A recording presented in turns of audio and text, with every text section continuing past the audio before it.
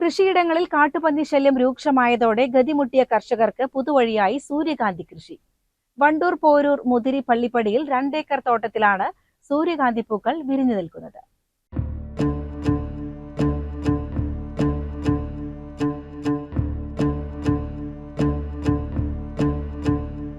വാഴയും കപ്പയും പന്നി കുത്തി നശിപ്പിക്കുന്നത് പതിവായതോടെയാണ് വണ്ടൂർ കോട്ടാല സ്വദേശി പി.എൽ. മുഹമ്മദും ചെറുകോട് മുതിരി സ്വദേശി വി.പി. ഉമ്മറും സൂര്യകാന്തി പൂന്തോട്ടം ഒരുക്കി പുതിയ പരീക്ഷണം നടത്തിയത്. പോരൂർ മുതിരി പള്ളിപ്പടിയിൽ ഇരുവരും ചേർന്ന് പാട്ടത്തിനെടുത്ത 2 ഏക്കർ തോട്ടത്തിലാണ് ഇപ്പോൾ സൂര്യകാന്തി പൂക്കൾ വിരിഞ്ഞു നിൽക്കുന്നത്.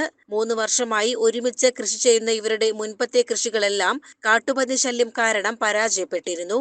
ഇതിനൊരു പരിഹാരമായാണ് കർണാടകയിൽ നിന്നും 4 കിലോ വിത്ത് എത്തിച്ച് സൂര്യകാന്തി ഇറക്കിയത്.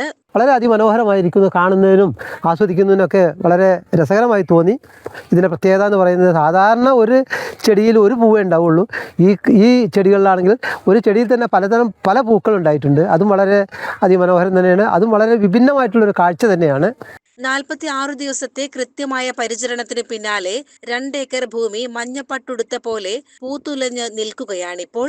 ഏകദേശം 1.5 ലക്ഷത്തോളം രൂപയാണ് ഇതുവരെ കൃഷിക്കായി ചിലവായത്. സഞ്ചാരികളെ ആകർഷിച്ച് വരുമാനം കണ്ടെത്താനാണ് കർഷകരുടെ ലക്ഷ്യം. ഇതിലിപ്പോൾ ശരിക്കും ഒരു 1.20 ചിലവ് വന്നിട്ടുണ്ട്. 1,20,000. ആ പൈസ നമുക്ക് തിരിച്ചു കിട്ടണമെങ്കിൽ എല്ലാവരും ഓരോരുത്തർ വന്ന് സഹകരിച്ചെങ്കിൽ നമുക്കത് കിട്ടുള്ളൂ. ഇല്ലെങ്കിൽ ആ കാശ് നമുക്ക് പോയി കിട്ടും. അത്രേ ഉള്ളൂ. മഴ പെയ്താൽ കഴിഞ്ഞും ചെയ്തു. മഴ പെയ്തതിനിടക്കൊക്കെ എല്ലാവരും വന്ന് അത്രേ ഉള്ളൂ. എല്ലാവരും വന്ന് ഞങ്ങളെ കഴിച്ചിലാക്കി വിടുക. മനോഹരമായ ഈ കാഴ്ചയ്ക്കൊപ്പം നിന്ന് ചിത്രങ്ങൾ എടുക്കാനും റീൽസുകൾ ചിത്രീകരിക്കാനും കൂടുതൽ ആളുകൾ എത്തുമെന്നാണ് ഇവരുടെ പ്രതീക്ഷ. പ്രത്യേകിച്ച് സോഷ്യൽ മീഡിയയിൽ സജീവമായ പുതുതലമുറ ഈ പൂന്തോട്ടം ഏറ്റെടുത്താൽ തങ്ങളുടെ അധ്വാനം വിജയിക്കുമെന്ന ശുഭവിശ്വാസത്തിലാണ് ഇരുവരും. പൂക്കൾ 15 ദിവസത്തോളം വിടർന്നു നിൽക്കും.